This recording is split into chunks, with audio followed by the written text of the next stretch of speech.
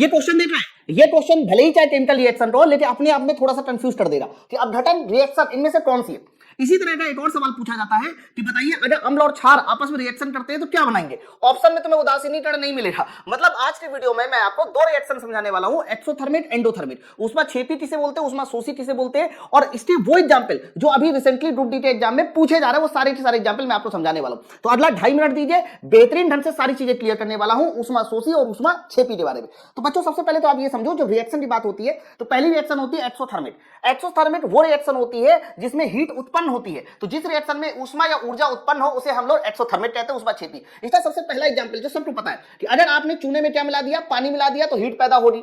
उसी तरीके से माइटोकॉन्ड्रिया, जो हमारे अंदर माइटोकॉन्ड्रिया है उसमें जो ग्लूकोज है, जब वो ऑक्सीजन के साथ रिएक्शन करता है तो रिएक्शन करने के बाद ऊर्जा पैदा करता है, तो ये भी एक्सोथर्मिक हो रही। हाइड्रोकार्बन, जितने भी हमारे हाइड्रोकार्बन होते हैं, चाहे मीथेन हो, एथेन हो, पेट्रोल, डीजल, अगर उनका हम कंबशन चाहते हैं, दहन चाहते हैं, तो भी ध्यान रखना क्या पैदा होती है, हीट पैदा होती है। तो ये भी हमारा एक्सोथर्मिक एग्जांपल जाएगा। साथ साथ ये बड़ा इंपॉर्टेंट है, स्टार बना लीजिएगा, संयोजन अभिक्रिया। मतलब अगर ए और बी आपस में मिल रहे हैं, ए बी बना रहे हैं, तो ये भी तुम्हारा एक तरह का एक्सोथर्मिक रिएक्शन हो रही। जैसे कि नाइट्रोजन हाइड्रोजन मिलकर अमोनिया बनाया, जैसे कि हाइड्रोजन ऑक्सीजन मिलकर पानी बनाया। तो ये जितने भी ए और बी मिलकर ए बी बनाते हैं, संयोजन अभिक्रिया कहलाती है, और इसमें भी हीट उत्पन्न होती है। उदासीनीकरण अभिक्रिया, अगर अम्ल और क्षार आपस में मिलते हैं तो लवण और पानी बनाते हैं, ध्यान रखना इसमें भी हीट पैदा होती है। तो ये भी एक तरह की एक्सोथर्मिक रिएक्शन होती है। अच्छा, अब दूसरा आ जाइए, दूसरा होता है एंडोथर्मिक। एंडोथर्मिक वो रिएक्शन होती है जिसमें हीट देनी पड़ती है, जैसे कि प्रकाश संश्लेषण। जब कार्बन डाइऑक्साइड पानी आपस में मिलते हैं तो ग्लूकोज और ऑक्सीजन बनाते हैं, इसमें हीट देनी पड़ती है, इसलिए हमारा ये एंडोथर्मिक है, ऊष्मा शोषी है।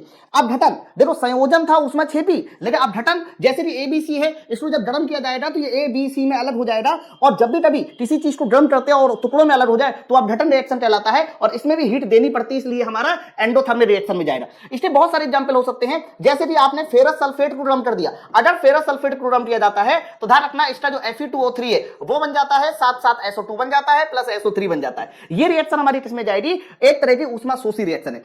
पानी का वाष्पीकरण, अब पानी के वाष्पीकरण के साथ साथ मैं आपको बताता हूं, बर्फ को हीट दो दे तो पानी बनेगा, पानी को हीट दो दे भाप बनेगा।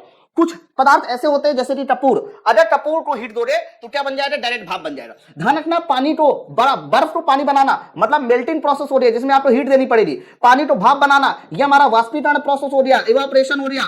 और ध्यान रखना जब सॉलिड को डायरेक्ट गैस बनाते हैं ये तुम्हारा ऊर्ध्वपातन रिएक्शन होती है, इसीलिए इन सारे प्रोसेस में हीट देनी पड़ती है। तो ये तीनों के तीनों प्रोसेस भी हमारे कौन से प्रोसेस कहलाएंगे, एंडोथर्मिक रिएक्शन कहलाएंगे। दैट मीन जिसमें आपको हीट देनी पड़ेगी। आ जाइए कुछ स्पेशल एग्जांपल। पहला पॉइंट, ठोस से द्रव, द्रव से गैस जाना। ध्यान रखना जब ठोस को गर्म करोगे तो ही द्रव बनेगा, द्रव से गैस जाने के लिए गर्म करना पड़ेगा। तो ये सारे के सारे प्रोसेस हमारे किसमें जाएंगे, सर इसमें हीट देनी पड़ेगी, इसलिए इन सभी को हम लोग एंडोथर्मिक के नाम से जानेंगे, उसमें शोषी। लेकिन गैस को जब ठंडा करोगे तो द्रव बनेगा, द्रव को ठंडा करेंगे तो ठोस बनेगा, यानी इसमें हीट निकालनी पड़ेगी, अर्थात हीट उत्पन्न होगी। तो जिसमें मेरे भाई हीट उत्पन्न होती है या बाहर निकाली जाती है उसे हम लोग बोलते हैं एक्सोथर्मिक रिएक्शन, उसमें छेपी।